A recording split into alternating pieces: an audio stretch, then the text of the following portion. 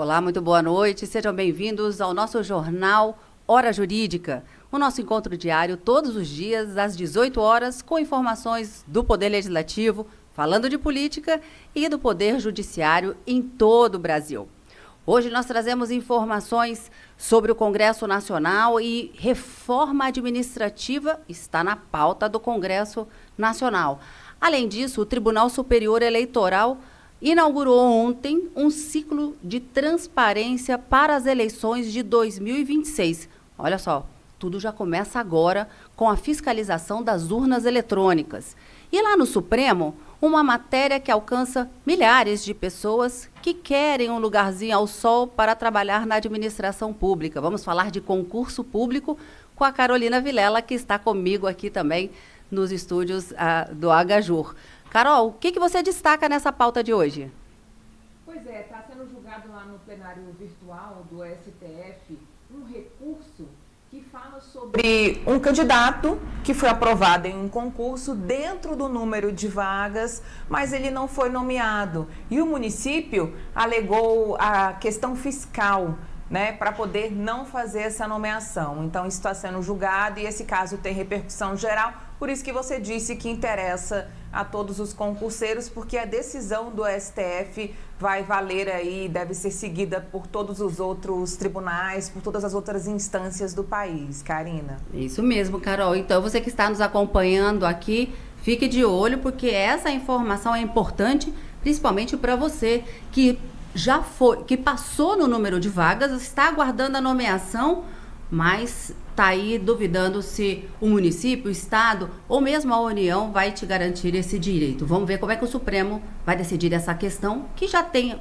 uma pacificação, mas está havendo ali uma flexibilização em termos de entendimento. Agora nós vamos falar com o Fábio Panunzio, lá de São Paulo, para a gente falar da política, porque o Fábio é o homem da política aqui no Agajur. Oi, Fábio, boa noite. Tudo bom, Karina? Boa sexta-feira para todo mundo. Carol, Plínio, vocês estão nos assistindo. Pois é, né, nós tivemos uma semana muito produtiva para o governo, uma semana em que o Lula ganhou um monte de pontos, né, inverteu o jogo, efetivamente, que estava desfavorável a ele. Quem via o Lula até alguns meses atrás, lá no começo do ano, achava que ele estava acabado, estava nas cordas.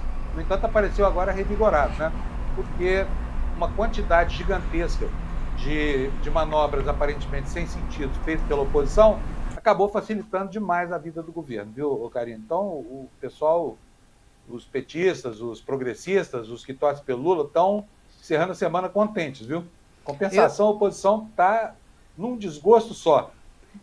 Eu imagino. Ontem a gente até comentou, né, a isenção do imposto de renda que passou pela Câmara dos Deputados, que era uma promessa do governo do Lula, passou e vai para o Senado. Isso já é considerado uma grande vitória. Mas esse assunto a gente conversou ontem. Eu quero falar com você sobre a proposta de reforma administrativa que deve ser votada no próximo mês, mas que já movimenta ali os bastidores do Congresso Nacional. A proposta dessa reforma administrativa, que nós tivemos uma em 2019, essa reforma, ela propõe estabelecer um limite de gastos primários para estados e municípios. Vamos lembrar, esses estados e municípios devem ter uma certa contenção nos gastos, por exemplo, com a máquina pública, com servidores, que envolve pessoal, investimentos, saúde, educação, infraestrutura, justamente para limitar esses gastos e evitar, de uma certa forma, que a lei de responsabilidade fiscal não seja descumprida efetivamente por esses entes públicos, não é, Fábio? Olha só, as críticas que vieram para esse pacote da reforma administrativa, que aliás tem o apoio do governo, elas partem, né, de uma camada, digamos assim, ideológica da seara da política. O projeto tem méritos, por exemplo, ele cria instrumentos para tentar conter os penduricalhos, né? Ele prevê a realização de concursos, por exemplo, para o Judiciário e para o Ministério Público, né, porque ainda tem o privilégio, o beneplácito de 2 férias por ano, mas ele vai começar, sugere a contratação via concurso, já sem essa excepcionalidade, vamos dizer assim, que são essas férias duplas, né? Então ele tem muitos méritos, viu, Karina? E não desagradou ao governo. Agora, obviamente que chefes de poder que terão um orçamento limitado, por exemplo, nos estados, as assembleias estaduais, os municípios, as câmaras de vereadores, as próprias prefeituras, né, eles vão reclamar porque é dever de ofício deles, né? Afinal de contas, por exemplo, só para citar uma das mazelas da política, que são as nomeações dos apaniguados dos políticos, né?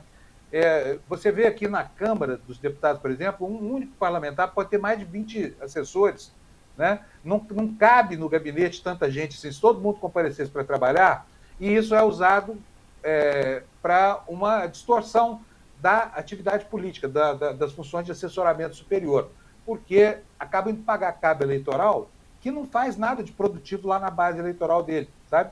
É só para gerar mais emprego. Então, ele tem muitos méritos. Agora, ele vai enfrentar, né, dificuldades decorrentes de quê? Do esforço de manutenção de privilégios. Até agora, a gente, ao longo da história do Brasil, porque não é a primeira vez que se fala em penduricalho, não é a primeira vez que se fala em férias em dobro, não é a primeira vez que se fala sobre o absurdo dos rompimentos do teto salarial, mas até agora não houve lei, portaria, decreto, medida provisória e nem emenda constitucional que tivesse conseguido vencer. Será que vai ser dessa vez?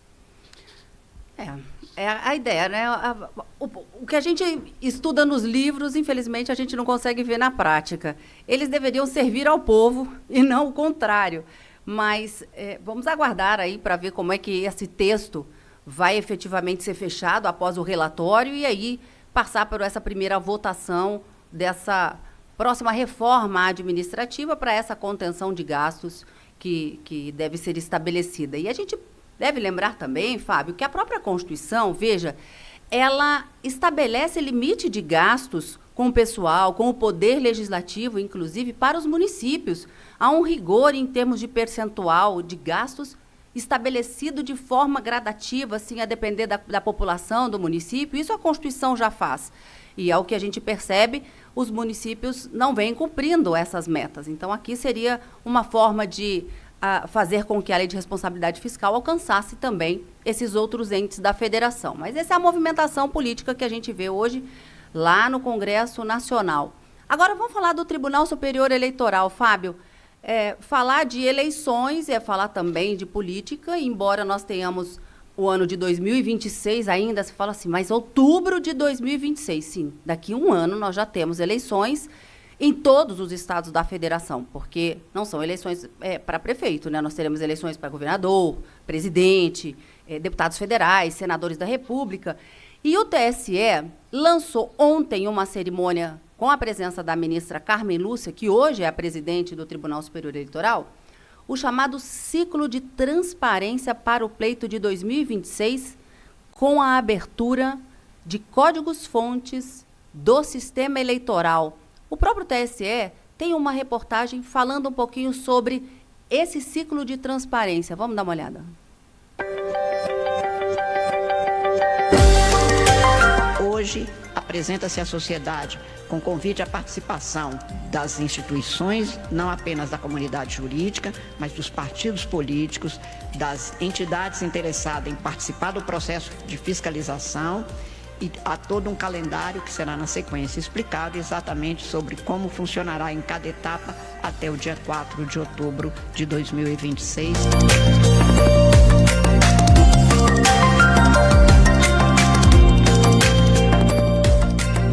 Que o cidadão, a cidadã brasileira, vote na democracia, vote democraticamente naquilo que é de sua titularidade plena e única, a titularidade do processo eleitoral da escolha dos seus representantes.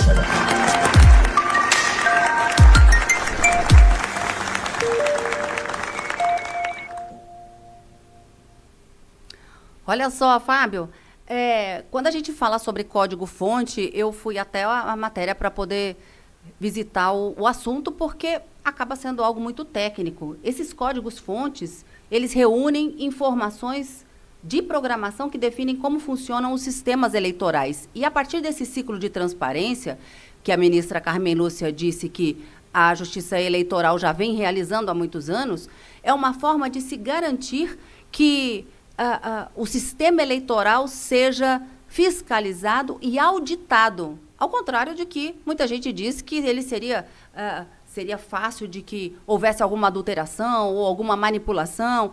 Então, o objetivo é justamente garantir a integridade, a segurança e a transparência no processo eleitoral, permitindo, veja, que tanto partidos políticos como órgãos públicos e qualquer entidade que possua Departamento de Tecnologia da Informação e esteja credenciado, possa fazer parte desse processo de fiscalização e auditagem, num processo que, conforme ela mesma disse, vai até 4 de outubro de 2026. É a transparência no sistema eleitoral brasileiro que acaba sendo pioneiro no mundo, sem qualquer tipo de hipérbole, não é? É, exatamente. O Brasil, nesse quesito, manda muitíssimo bem, é invejado por grandes democracias, por exemplo, pela americana, né? Lá nos Estados Unidos tem um diferencial, porque a eleição deles é feita por estado. Cada estado elege seus representantes ao colégio eleitoral e esses vão eleger o presidente da República, né? Mas aqui no Brasil, não. Aqui no Brasil, nós temos um órgão, que é um órgão judicial, que controla com muita transparência o sistema eleitoral. E a despeito de toda essa transparência, porque isso que vai acontecer agora, Karina, acontece todo ano ímpar. Toda véspera de ano eleitoral, o TSE chama os gênios do Brasil da informática e fala: entendam como é que funciona e tentem violar. Até hoje, nunca houve problema nenhum. A despeito disso, né, muita gente que estava apostando contra a democracia brasileira colocava em dúvida a integridade desse sistema. Tá? Enfim, e o TSE faz isso para que essa crítica seja afastada. Muito provavelmente, na próxima eleição, de novo vai haver gente falando: olha, mas não tem transparência, o processo não é auditável, essa coisa toda. Esse processo todo, esse cuidado todo que o TSE está tendo aqui, é justamente para, quando chegar o momento de dar resposta a essas críticas, falar: peraí, eu abri aqui, está aqui, a entidade tal participou, todo mundo tentando, chamamos hackers de tudo quanto foi jeito, eles tentaram violar a segurança do sistema e não conseguiram. Até porque, é bom lembrar, a urna brasileira, ela não está conectada à rede nenhuma, né? Ela é um computadorzinho que ela trabalha sem conexão com o mundo exterior. Mas não adianta, porque os negacionistas do sistema eleitoral, que são os negacionistas da própria democracia, eles não se importam com isso, eles querem apenas demonizar. Então, para contrapor a essa vertente, digamos assim, que abusa de notícias falsas, de expedientes de toda a natureza, o TSE abre todas as portas e janelas para que a população possa ir, por meio dos especialistas, entender como é que é isso. Então, eu queria só anotar o dia de hoje, né? Hoje é dia 3 de outubro de 2025, falta exatamente um ano para as próximas eleições. No dia de hoje, o TSE mostrou para todo mundo como é que a banda toca, tá? E a gente vai repetir isso que eu estou dizendo aqui agora no ano que vem, quando vierem as críticas de sempre, tá? Gente que queria uma impressora para imprimir o voto e assim quebrar o sigilo do voto, né? Gente que quer recompor currais eleitorais baseado no controle da cédula mesmo, que é o que acontecia no Brasil, né? Então, que venha isso e que as pessoas reparem que está acontecendo agora, e é importante que elas saibam, porque lá na frente, isso tudo que está acontecendo agora vai ser negado, Karina. É engraçado que quem refuta as urnas eletrônicas é normalmente quem perde as eleições, né? Porque se ganha, a urna está perfeita, não tem nenhum problema, mas se perde, né, é uma forma aí de manifestar o seu inconformismo, desacreditando a urna. E a gente sabe que ela funciona e funciona muito bem. E vem, como diz a ministra Carmen Lúcia, a Justiça brasileira mostrando isso a cada eleição. Mas agora, Fábio, a gente vai chamar, e eu convido você também, não sei se você é noveleiro. Ô, Carol, você é noveleira? Demais. Aí, ó, a Carol também assiste novela, Fábio assiste novela, eu já fui mais. Mas a gente vai chamar aqui, numa coluna chamada Direito à Arte, o nosso colunista aqui do nosso portal, Jeffs Carvalho, para falar para a gente um pouquinho da novela Vale Tudo. Jeffs, cadê você? Ah, sim. Seja bem-vindo. Boa noite, Jeffs. Boa noite. Muito é um bom ter prazer estar você. aqui. Boa noite, Karina. Boa noite, Jeffs. Boa Muito noite, bom ter Fábio. você Boa aqui noite, no Carol. nosso jornal Hora Jurídica. Olha só, Jeffs, você escreve toda semana por nosso portal. Às sextas-feiras a gente coloca o seu artigo lá inédito. E essa semana você resolveu falar sobre a novela Vale Tudo. há uma certa decepção aí nessa versão que a gente vê as pessoas comentando, que estaria um pouco ou muito diferente da versão original lá de 1988. Mas o que te fez escrever sobre especificamente a novela Vale Tudo para esse final de semana na nossa coluna Direito à Arte? Pois é, eu acho, primeiro boa noite a todos também que estão nos assistindo. O que eu considero, por que eu fiquei decepcionado? Eu confesso que eu não fui daqueles críticos chatos que ficou achando que por fazer um remake por uma outra autora, que não os autores originais, a novela ia ser ruim e tal. Eu apostei até que ela poderia ser uma boa novela. O que me decepcionou é que eu acho que a autora, a atual, a Manuela Dias, que teve a grande responsabilidade de adaptar uma novela que é considerada uma das melhores já realizadas no Brasil, é um clássico, né, o Vale Tudo, de 1988, ela foi a responsável por essa adaptação. E, claro, óbvio, nós estamos em 2025, então ela introduziu algumas tramas que ela achou importante para dar uma atualidade à novela e tal. Só que Vale Tudo, eu acho que para a novela não vale tudo, ou seja, não vale fazer qualquer coisa. E eu acho que ela acabou comprometendo nos últimos 2, 3 meses, digamos assim, a espinha dorsal do que é uma trama como Vale Tudo, que na verdade é o clássico conflito entre uma heroína e um herói e o vilão. No caso aqui, a heroína é uma mulher e a vilã também, né? Então é um embate feminino grande entre as personagens de Raquel Acioli e Odete Roitman, né? E lá no original a gente teve um embate fantástico entre Regina Duarte e Beatriz Segal, que se notabilizou como Odete Roitman como ninguém. E agora a grande discussão era quem ia fazer exatamente Odete Roitman. Coube a Débora Bloch, que se saiu muito bem. Mas a Raquel Acioli, feita por Thaís Araújo, por algum motivo, a autora resolveu que ia esvaziar um pouco esse papel do embate dela como a heroína. Ou seja, ela representa o lado, digamos assim, honesto, porque o que é Vale Tudo? É uma grande discussão sobre moralidade, sobre ética, sobre ser honesto na vida.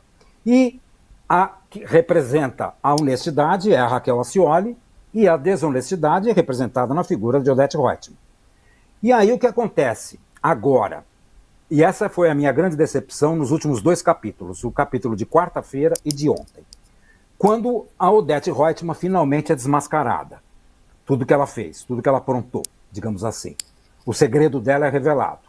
Na versão original, quem faz isso, quem descobre tudo e revela e desmascara ela na frente de toda a família dela e de toda a diretoria da empresa dela, é exatamente a Raquel Acioli. O que Manuela Dias fez agora? Ela não deu esse protagonismo para Raquel Acioli, ou seja, aquele embate que a gente esperou, eu pelo menos esperava, entre a heroína e a vilã, não aconteceu. E nem vai acontecer, porque não vai dar mais tempo, né? Todo mundo já sabe que a Odete Roitman deve morrer no capítulo de segunda-feira, no dia 6. Então o que vai acontecer? Não vai acontecer esse embate, provavelmente. Por quê? Porque o embate foi entre a família dela, a família da Odete com ela, e a família representada pela Heleninha Roitman, que na verdade é, digamos, a maior de todas as vítimas da própria Odete, da própria mãe. Por quê? Porque quem dirigia o carro no acidente que matou o irmão gêmeo da Heleninha foi a mãe, foi a Odete Roitman, ela que dirigiu o carro. E quem é que ela acusa de estar na direção? Exatamente a Heleninha, que teve a vida toda essa culpa. E só que esse embate virou, na verdade, um drama puramente familiar, digamos assim. Porque se resolve ali entre a família. Você não tem esse desmascaramento diante de toda a diretoria da empresa dela, ou seja, no mundo dos negócios. E aí eu acho que ficou capenga a novela. Exatamente por isso. Por quê? Porque você perdeu a heroína. Cadê a Raquel Acioli? A personagem da Thaís Araújo, nos últimos 2 meses, virou praticamente uma coadjuvante. Tem uma trama ali. Em função disso, ela acabou com o personagem do Ivan também, né? Que é o, digamos assim, o Ivan é aquele que é interessante, porque você, dentro do arcabouço de dramaturgia criado pelos 3 autores, né? Não vamos esquecer que a novela é um original do Gilberto Braga, do Aguinaldo Silva e da Leonor Basseres. Eles criaram de tal forma em que você tinha, na verdade, uns personagens que a gente chama de arquetípicos, né? Arquétipos. Então você tinha a Raquel, que era a honesta, a Odete Roitman, a desonesta, a paixão da Raquel, que é o ambicioso, que tem que aprender a ser correto com as besteiras que vai fazendo na vida, que era o Ivan, que é personagem no original era do Antônio Fagundes, agora é feito pelo Renato Góes, e você tem a grande, digamos assim, âncora em termos de fazer a ação andar, a personagem da Maria de Fátima, que é a filha da Thaís, a filha da Raquel Acioli, feita pela Bela Campos nessa versão, e ela é a que vai se aliar a Odete e vai fazer todas essas maldades, digamos assim, que a novela perpetuou aí durante mais de quase 200 capítulos. Essa versão é mais curta, digamos assim. Então, o que aconteceu? Eu fiquei decepcionado, porque no fundo não é nem... Olha só que loucura, pensando agora, eu não pus isso na minha coluna, não é nem a Heleninha, na verdade, que acaba desmascarando. Porque a Heleninha é usada pela Maria de Fátima, nessa versão. É a Maria de Fátima que acaba... Então, na verdade, foi uma espécie de vingança, digamos assim, de uma vilã com a outra. E aí você não tem um embate, digamos assim, da grande discussão moral e ética que a novela se propunha, já em 1988. E eu acho que é mais atual ainda hoje do que era em 1988, pelo tudo que a gente viveu e continua vivendo ainda, não só no Brasil, mas no mundo mesmo, né? Diga lá, Fábio. É uma pergunta. Então, se a boa alma da novela, que era a menina, como é que era o nome dela? Assim, ó, desculpa, eu não assisti Raquel a novela, Acioli, só Raquel Acioli, né? Raquel Acioli, portanto, era o ser virtuoso que ia justiçar a imoralidade toda. Eu me lembro disso da primeira vez, né? Já faz 60 anos que passou essa novela, Jackson? Eu me lembro vagamente. Não, 37 anos. Ah, eu era novinha. Olha só, no domingo, a Constituição brasileira no domingo vai fazer 37 anos. Essa novela foi ao ar durante a Constituinte, entendeu? E naquela época já se falava em corrupção. Quer dizer, a corrupção existe desde exatamente. Desde sempre. Não, né? Desde sempre. Desde que o Pedro Vaz de Caminha escreveu a primeira carta. E pediu um emprego, lembra, para o genro? O genro estava deportado, ele pede para o genro não só o emprego, como tirar do degredo também. Exato. Enfim, mas a corrupção é uma chaga brasileira muito antiga. Agora, se não é a menina Acioli que vai matar a Odete Roitman, quem é que vai matar em nome de quê? O crime organizado? O PCC da novela? Tem um PCC nessa novela? Olha, acho que poderia ser uma saída. Olha, de repente você... Porque, na verdade, na primeira versão, só esclarecendo, não é Raquel Acioli que mata a Odete Roitman. Na primeira versão, quem mata a Odete Roitman é a personagem Leila. Quem é a personagem Leila? A personagem Leila é a ex-mulher do Ivan, mãe do filho dele, que se casa com o personagem naquele momento do Reginaldo Faria, que é o Marco Aurélio. Aí o Marco Aurélio, o que acontece? O Marco Aurélio é o grande desonesto também, e é a famosa cena lá da versão de 88, quando ele dá a banana para o Brasil, porque eles fogem.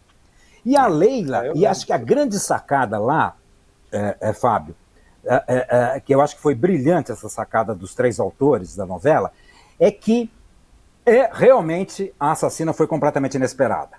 Por quê? Porque eles foram dando todos os ganchos e as motivações, e na verdade quem mata a Odete Roitman não tinha motivação nenhuma para matar a Odete Roitman, porque ela mata a Odete Roitman por engano. Ela acha que ela está atirando na Maria de Fátima, porque ela acha que o Marco Aurélio está tendo um caso com a Maria de Fátima. E na verdade, quando ela atira, né, a famosa cena que ela atira, ela vê um vulto pela porta de vidro e ela atira. E quem morre é a Odete Roitman, porque quem estava ali conversando e foi ao banheiro no apartamento do Marco Aurélio Era a Odete Reutemann, não era a Maria de Fátima. Ela acha que é uma foi amante, muito né? bem sacado, porque você não esperou mesmo, não esperava. Agora, provavelmente, a Manuela não vai repetir o mesmo assassino, quase com certeza. Quem vai ser o assassino, não sei. A Odete Reutemann deve morrer na segunda-feira, no capítulo de segunda-feira. Então, vamos aguardar aí como é que ela vai criar esse suspense, né? Na época, lá em 88, foi um suspense grande. Teve até ações de marketing, né? Na época, né? Quem matou Odete Reutemann. E agora é quem matou Odete Reutemann novamente. E você deu uma pista interessante. Se eu quisesse, ela era ligada ao crime organizado. Aliás, já deu esse gancho até. Porque para ela esconder que ela matou a menina que cuidou do filho lá, do filho que sobreviveu ao acidente, que foi uma inovação nessa versão, porque na versão original o filho morreu, não sobreviveu o irmão da Heleninha. E nessa daqui não. Quando a Odete Reutemann mata, você vê que ela faz um conluio com a polícia corrupta e ela manda colocar lá drogas e tal, como se a menina fosse uma traficante de drogas. Então, de repente, por que não o PCC, né? Bom, O PCC está em todas.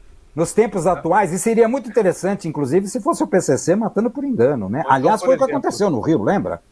O crime organizado matou aqueles médicos, aquele evento pavoroso, né?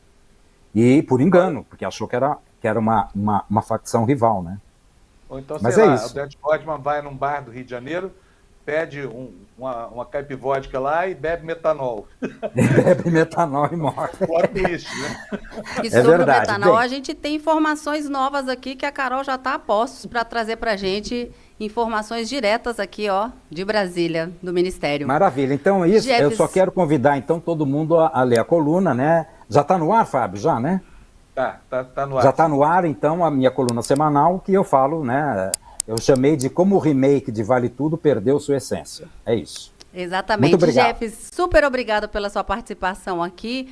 Já quero marcar para a próxima sexta-feira. Obrigada, Tá Fábio. bom. Você também que participou Combinado. com a gente aqui no Jornal Hora Jurídica. Tchau. Segunda-feira a gente está Juízo. de volta. Juízo Tchau. e, se for beber, bebe bebida, não bebe destilado, não. Principalmente. Nada de destilado. Não Nada beba. de destilado. É isso mesmo. E aproveitando o né, gancho do PCC e do destilado, eu chamo agora a Carolina Vilela para falar para a gente dessa notinha, Carol, que acabou de sair sobre exatamente essas bebidas que estão sendo adulteradas e causando intoxicação em muitas pessoas no Brasil, provocando inclusive um inquérito, investigação pela Polícia Federal. Com você, Carol. Pois é, o Ministério da Saúde acabou de divulgar uma nota com a atualização dos casos registrados no país. Então, neste momento, são 113 casos. Além do Distrito Federal, São Paulo e Pernambuco, entraram mais 3 estados aí que registraram ocorrências também, que são Bahia, Paraná e Mato Grosso do Sul. Em todo o país já são 11 casos confirmados, ou seja, das 113 notificações que aí estão suspeitas, então são 11 confirmados e 102 casos em investigação. Dessas notificações, segundo o Ministério da Saúde, 12 são de mortes. Um óbito confirmado no estado de São Paulo e 11 estão sendo investigados. 8 em São Paulo, 1 em Pernambuco, 1 na Bahia e 1 no Mato Grosso do Sul. Aqui em Brasília, a gente lembra que o cantor Hungria, o rapper Hungria, continua internado em um hospital particular. Teve uma entrevista coletiva mais cedo com a equipe médica do cantor, que diz que ele está evoluindo bem, mas vai continuar este fim de semana ainda internado com os cuidados médicos ali. E o resultado do exame do Hungria para dizer se de fato ele foi contaminado, houve essa intoxicação por metanol, ainda não saiu. Mas a gente está relembrando aqui todos os dias que é preciso tomar cuidado. O Ministério da Saúde criou uma sala de situação para acompanhar em tempo real aí todas essas notificações no país. E o que a gente percebe também é que, de fato, não ficou, o caso não ficou só lá em São Paulo. Então, a gente está acompanhando aí que a cada dia outros estados acabam tendo também notificações suspeitas aí de intoxicação por metanol.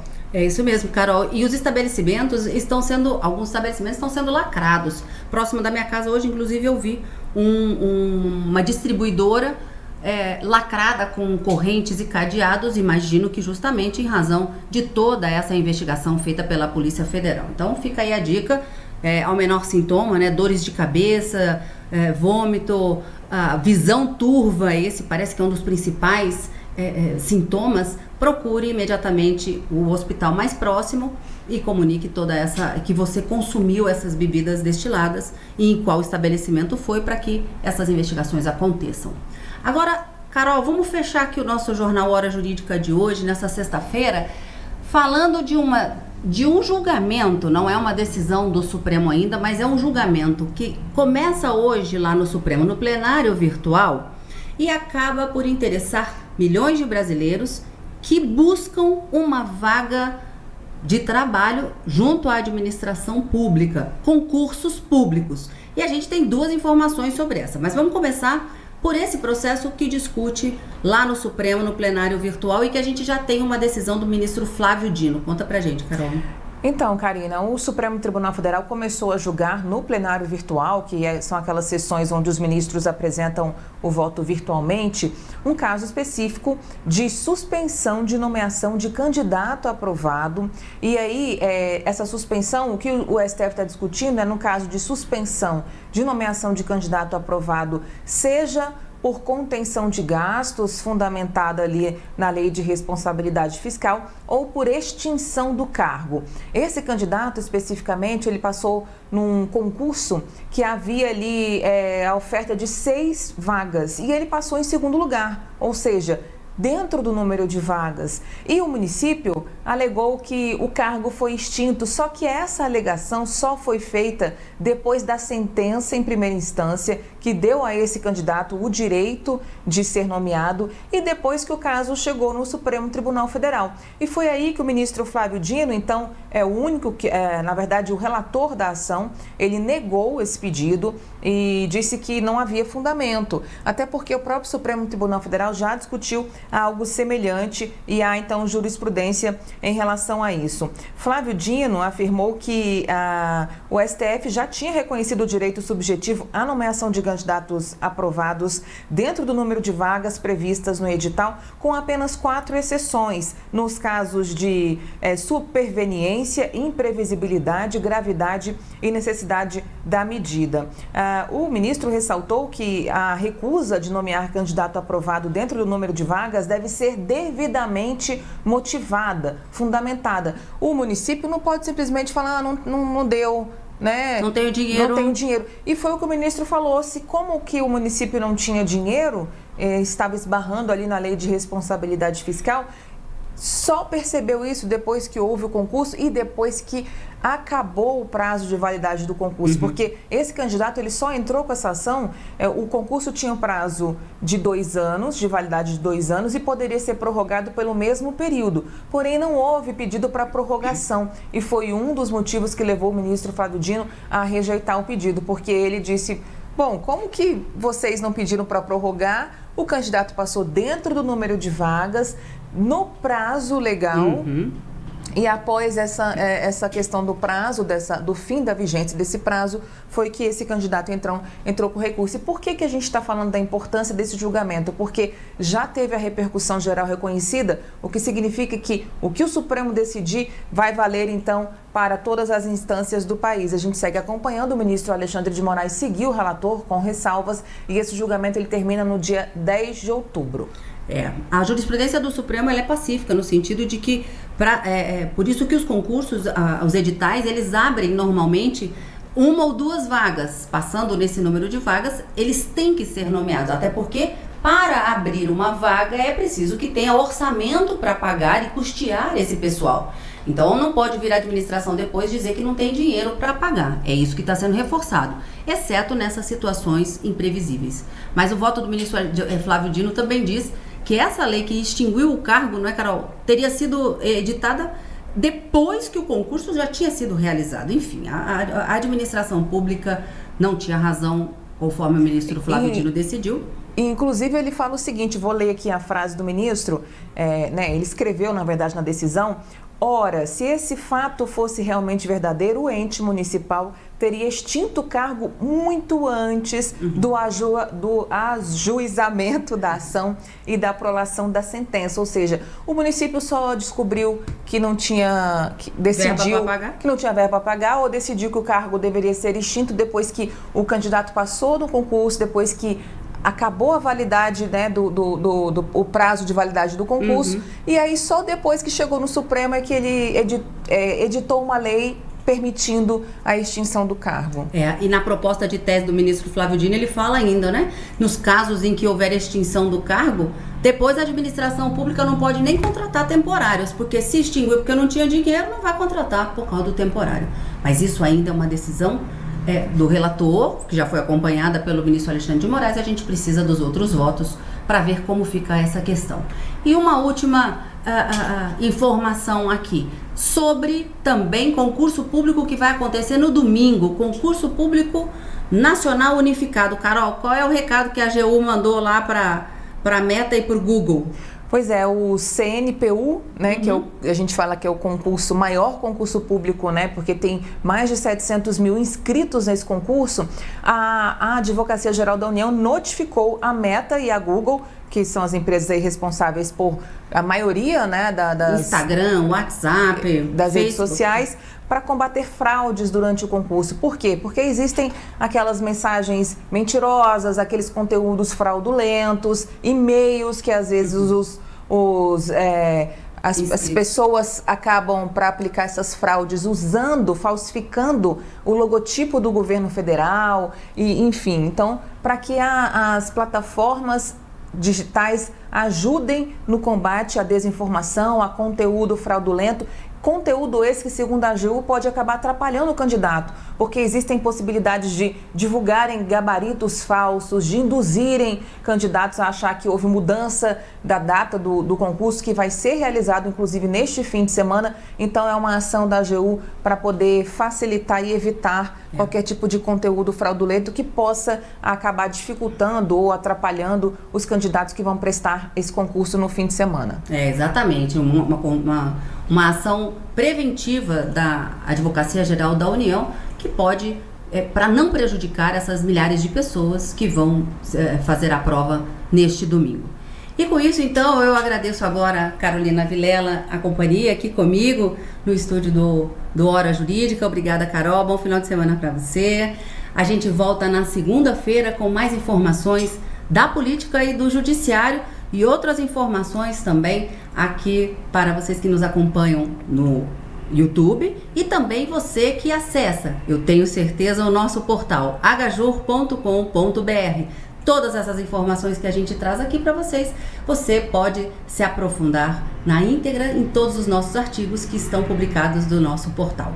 Obrigada pela sua companhia, bom final de semana, nada de bebidas destiladas. Até segunda-feira, tchau, tchau.